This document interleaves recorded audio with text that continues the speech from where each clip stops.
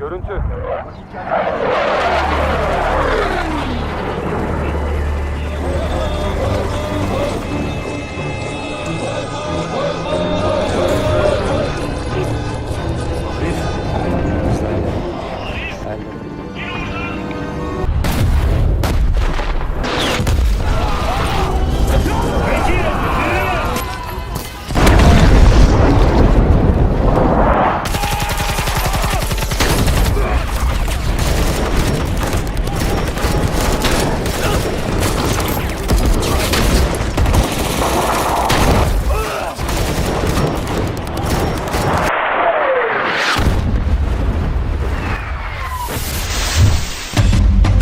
Kisah ini bermula ketika 7 orang anggota tentara dari unit pasukan khusus angkatan bersenjata Turki yang ditugaskan ke wilayah konflik di Irak untuk menyelamatkan seorang jurnalis wanita.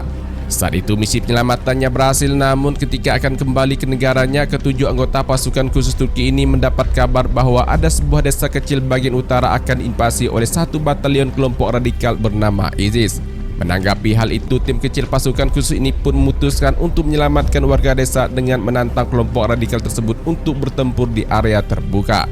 Cerita itu pun difilmkan yang dirilis pada 4 November 2016 yang menggambarkan aksi heroik 7 anggota pasukan khusus Pesus kelompok radikal Timur Tengah. Bersama saya Chandra, inilah dia alur cerita film perang dari Turki yang berjudul The Mountain 2 tahun 2016.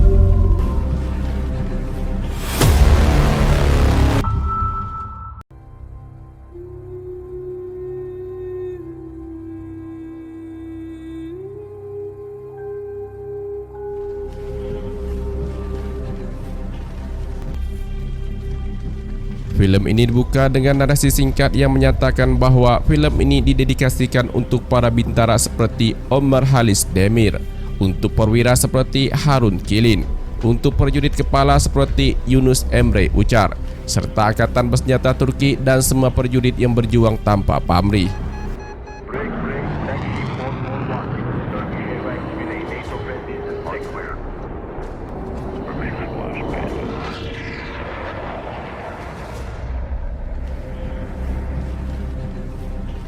Scene berlanjut di area terbuka wilayah Irak.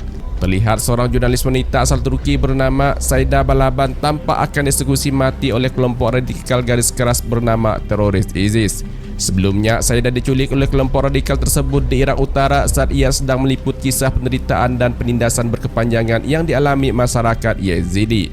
Saida akan dieksekusi di depan kamera agar seluruh dunia menyaksikannya. Tapi tanpa mereka sadari, 7 orang anggota pasukan operasi khusus angkatan bersenjata Turki sudah berada di sana mengintai mereka dengan menyamar menggunakan jubah. Dan dari jarak 800 meter terlihat sniper bersama spotternya serta 1 orang lagi rekannya sedang siap menunggu perintah penyerangan.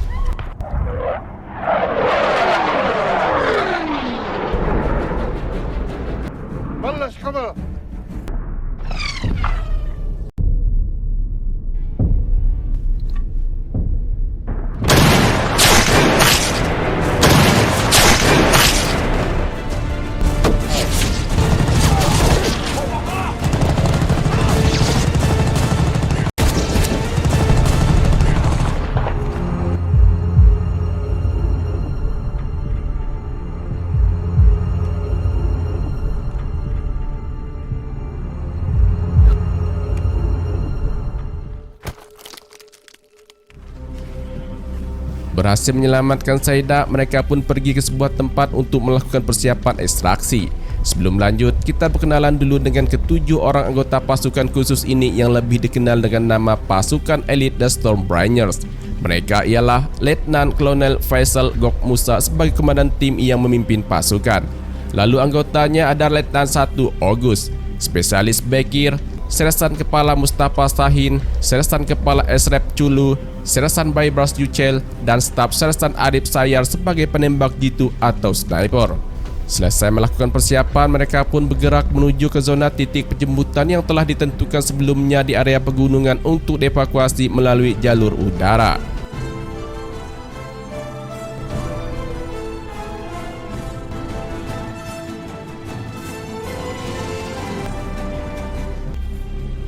Saat di tengah perjalanan, Bekir dan August yang berjalan dulu di depan melihat sesuatu yang tak biasa. Agus kemudian lalu melaporkan hal itu pada Komandan Faisal. Rupanya guys, mereka melihat jasad penduduk warga lokal desa setempat yang telah dibantai oleh kelompok radikal garis keras sekitar 2 atau 3 jam yang lalu. Tak hanya orang dewasa saja, kelompok radikal tersebut juga menghabisi nyawa anak-anak dan lansia, laki-laki maupun perempuan dengan cara biadab. Tak berselang lama, Arif melaporkan bahwa kelompok radikal bersenjata lengkap sedang menuju ke arah mereka saat ini dengan menggunakan kendaraan. Untuk mempersingkat waktu pertempurannya, Komandan Faisal pun menghubungi tank tempur mereka agar melepaskan tembakan ke titik koordinat yang ia berikan.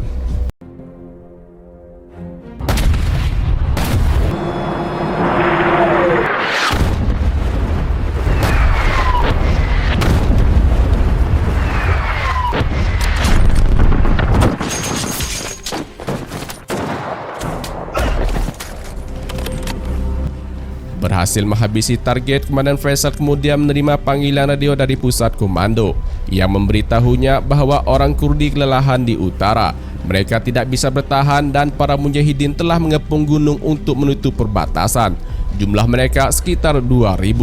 Pusat komando meminta agar Komandan Faisal dan tim segera keluar dari sana secepat mungkin sebelum para musuh datang, karena tempat tersebut berada di tengah-tengah invasi total. Saida pun lalu menunjukkan sebuah tempat yang aman ke Komandan Faisal untuk mereka berlindung atau bersembunyi sementara. Untuk pergi ke sana, mereka pun menggunakan kendaraan kelompok radikal tadi.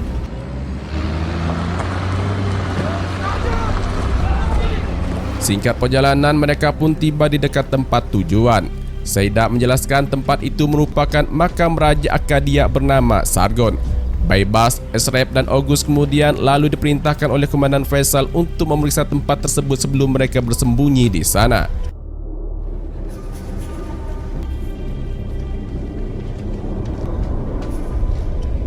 Saat menjelang petang, mereka bertiga pun lalu bergerak ke sana ke makam Raja Akadia.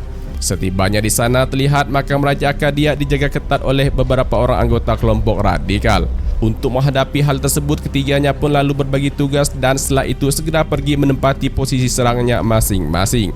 Dengan taktik perang serta kemampuan tempur tingkat tinggi dan keahlian khusus yang mereka miliki, ketiganya pun beraksi.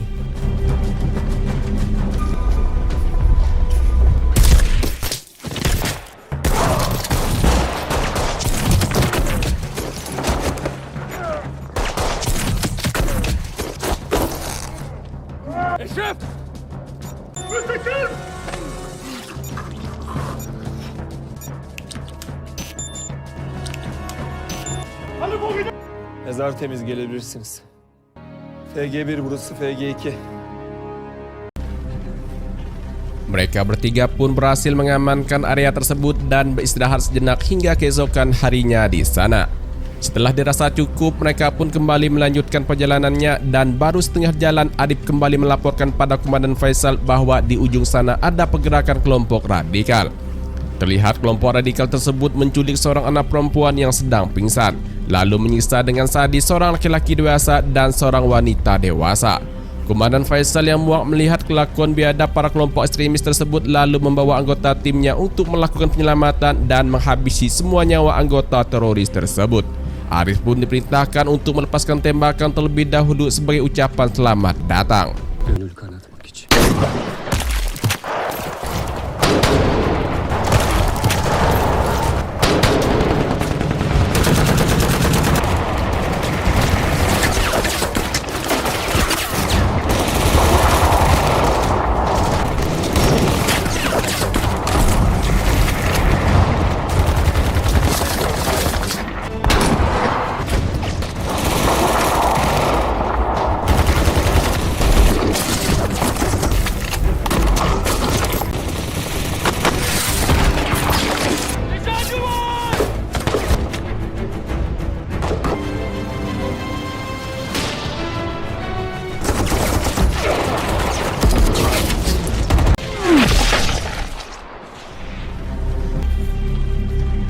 Tak butuh waktu lama bagi pasukan khusus Turki ini menghabisi nyawa teroris tersebut.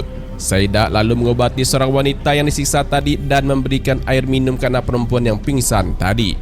Sementara itu, Komandan Faisal dan Agus menghampiri seorang laki-laki yang disiksa tadi. Diketahui laki-laki itu bernama Cia. Ia merupakan seorang anggota pasukan Kurdi Irak yang bertugas di bagian polisi militer.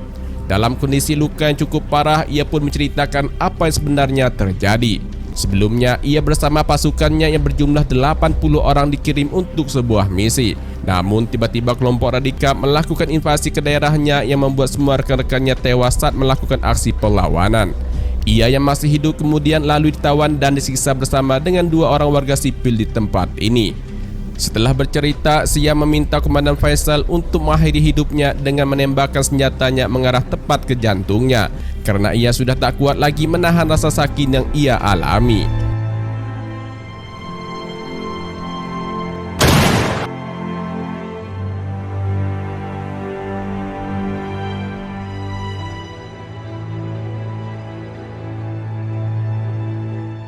Singkat cerita, mereka pun tiba di sebuah perbukitan untuk beristirahat sejenak sebelum melanjutkan perjalanannya kembali. Di sana, kita berkenalan dulu dengan 2 orang warga sipil yang bersama mereka. Keduanya bernama Nabat dan Enegul.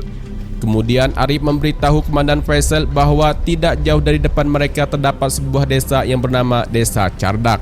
Menurut Arif, desa tersebut dihuni oleh warga sipil sekitar 30 hingga 40 orang yang aman dari serangan ISIS. Diketahui juga desa itu merupakan desanya tempat tinggal Enegul dan Nabat.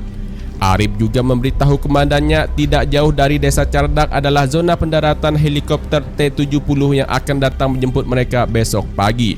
Untuk itu saat menjelang sore hari mereka semuanya pun pergi ke desa Cardak untuk bermalam semalam di sana.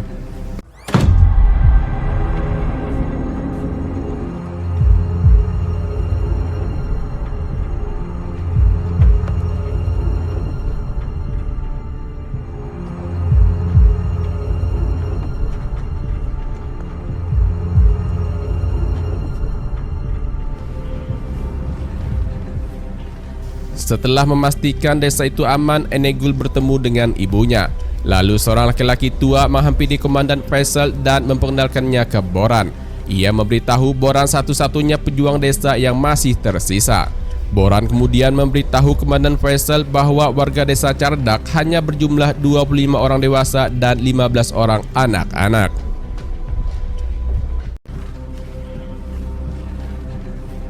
Pada malam harinya, Komandan Faisal dan tim bermalam di rumahnya Boran. Ketika sedang duduk bersantai, tiba-tiba mereka mendapat panggilan radio dari pusat komando yang ingin berbicara dengan Komandan Faisal.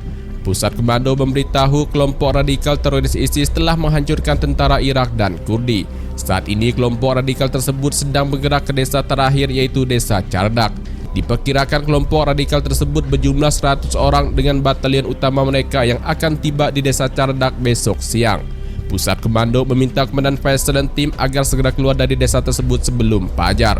Boran yang mendengar itu lalu mengatakan tak apa-apa jika pasukan khusus Turki harus pergi sebelum fajar meninggalkan desa Cardak. Paham akan maksud Boran, Saida lalu berbicara dengan Komandan Faisal di luar rumah. Saida meminta agar Komandan Faisal mau membantu menyelamatkan nyawa warga desa Cardak sebelum dibantai kelompok radikal. Namun Komandan Faisal menolaknya karena misi utama mereka ialah menyelamatkan seorang jurnalis asal Turki yaitu Saida sendiri. Sebenarnya misi operasi penyelamatan Saida merupakan operasi tidak resmi dari pemerintahan Turki. Namun atas dasar tanggung jawab dan perintah dari atasannya lah Komandan Faisal dan tim bisa berada di zona konflik berkepanjangan ini. Tapi Saida tetap bersikeras agar Komandan Faisal mengevakuasi semua warga desa besok pagi menuju Turki dengan menggunakan helikopter. Lagi-lagi Komandan Faisal menjelaskan sangat tidak mungkin membawa semua warga desa Cardak untuk dievakuasi menggunakan helikopter.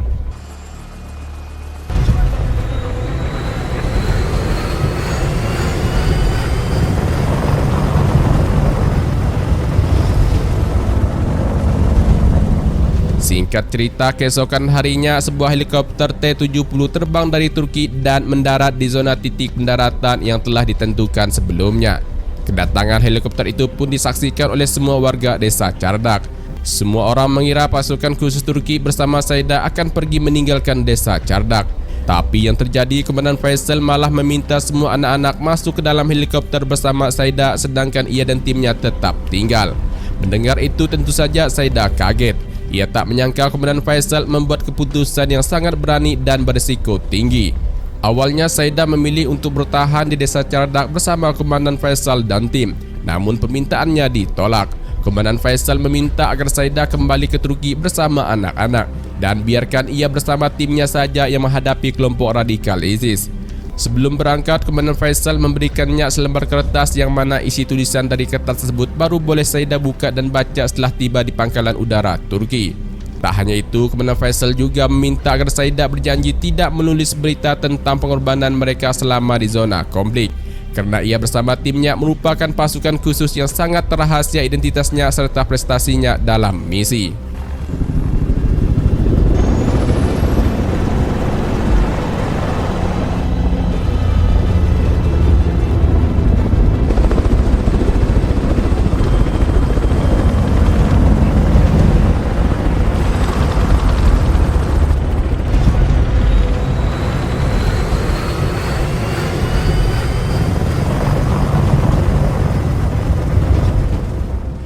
Setelah helikopternya pergi, Komandan Faisal dihubungi atasannya melalui radio komunikasi. Atasannya kesal kenapa Komandan Faisal dan timnya tidak ikut dalam helikopter terbang ke Turki. Faisal pun menjelaskan bahwa ada tugas khusus yang harus diselesaikan di Desa Cardak sebelum benar-benar pergi. Atasannya yang paham akan maksud dari Komandan Faisal lalu memberitahu akan menyiapkan lagi helikopter untuk menjemput mereka semua besok pagi.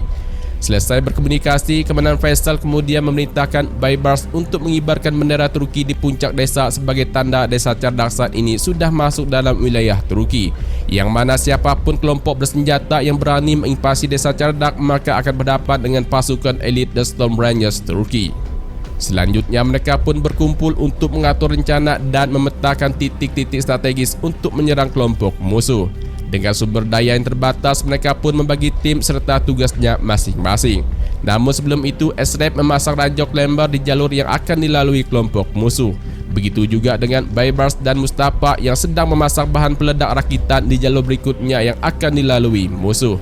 Kemudian Arif ditugaskan menempati menara masjid untuk memberikan tembakan pelindungan bagi rekan-rekannya yang berjuang di bawah. Bekir, Mustafa, dan Ogus akan ikut bersama Komandan Faisal bertempur di garis depan. SRF dan Baybars akan menyerang dari garis belakang. Boran diminta untuk menjaga area pertahanan masjid untuk melindungi posisi Arif. Terakhir, Nabat ia menawarkan diri untuk ikut bertempur membela desanya karena baginya pertempuran menciptakan pahlawan. Untuk itu, Komandan Faisal memberinya tugas sebagai pengantar amunisi atau senjata berat yang dibutuhkan anggota tim. Setelah selesai mengatur titik-titik penyerangan beserta tugasnya, mereka pun membawa semua warga desa menuju gudang batu bara yang terdapat ruang bawah tanah untuk bersembunyi di sana. Area di sekitar tersebut menjadi benteng terakhir bagi pasukan Komandan Faisal yang harus mereka jaga dengan taruhan nyawa.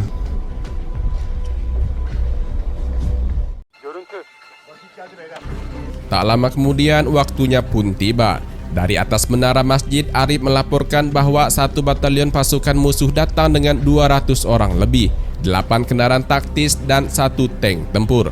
Pasukan kelompok radikal ini datang dengan formasi 2 lajur. Infanteri berada di garis depan sedangkan di belakangnya Saddam klasik. Komandan Faisal dan timnya pun sudah berada di posisinya masing-masing. Dengan taktik perang serta kemampuan tempur tingkat tinggi dan keahlian khusus yang dimiliki, mereka pun beraksi. Hazır komutanım. Şef, yap.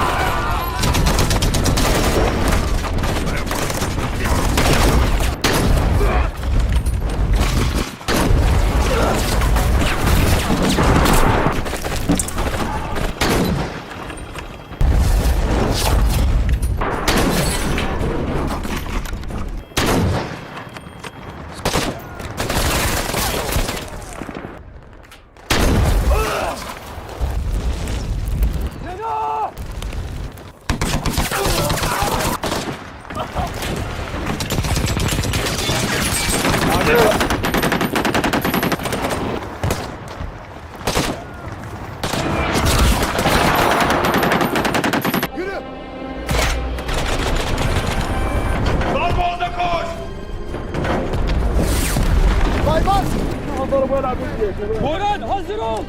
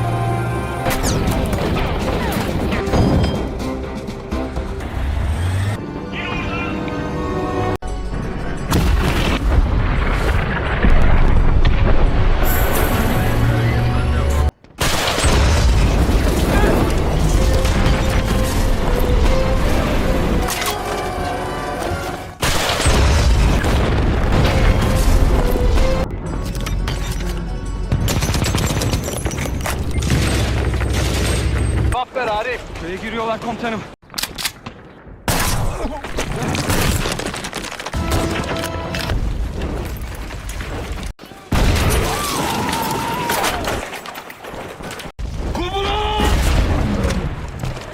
Komutanım, cenah düşüyor.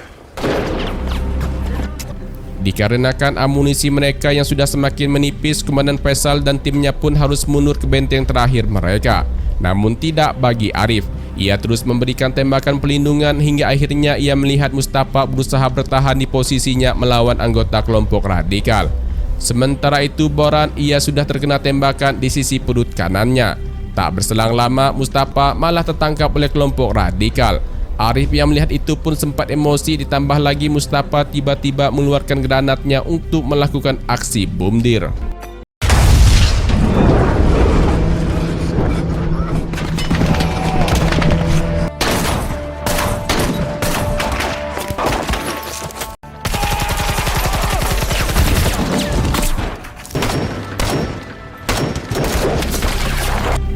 Saat berlari ke benteng pertahanan terakhir, Esrep tertembak oleh sniper musuh. Sebelum menghembuskan napas terakhirnya, Esrep meminta agar Arif menjadikannya sebagai perisai untuk membalas tembakan dari sniper musuh. Awalnya Arif menolak untuk melakukan hal tersebut, tapi Esrep berulang kali memaksanya demi desa Cardak.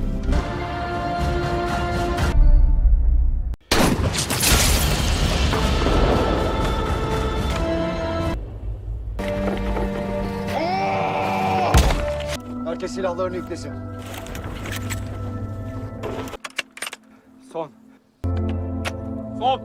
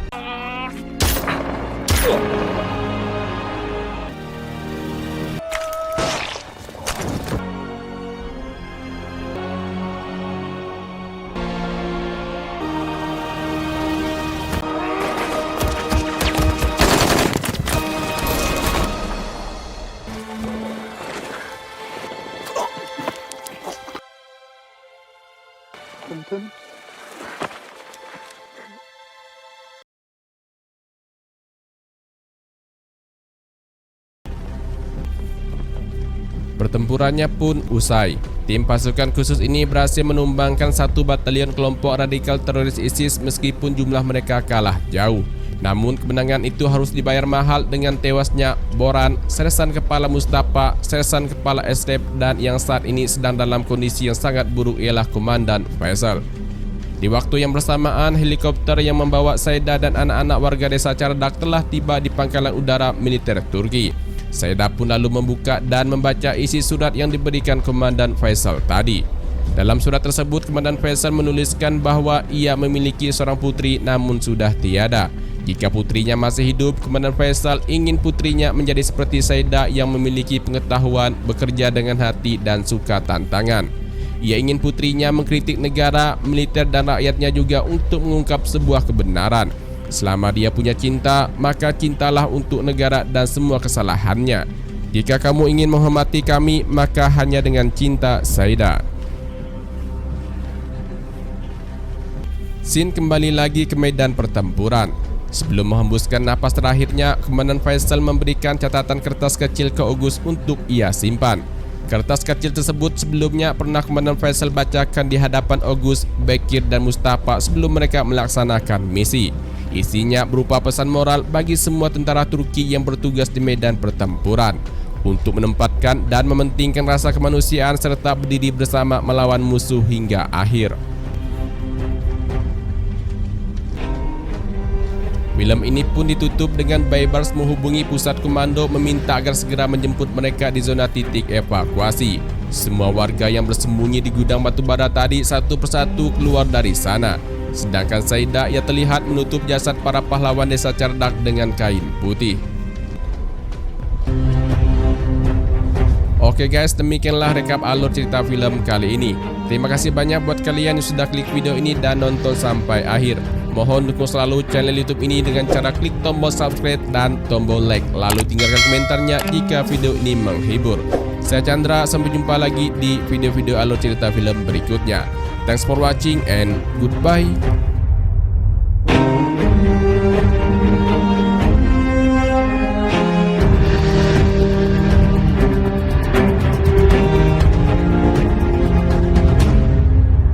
Thank you.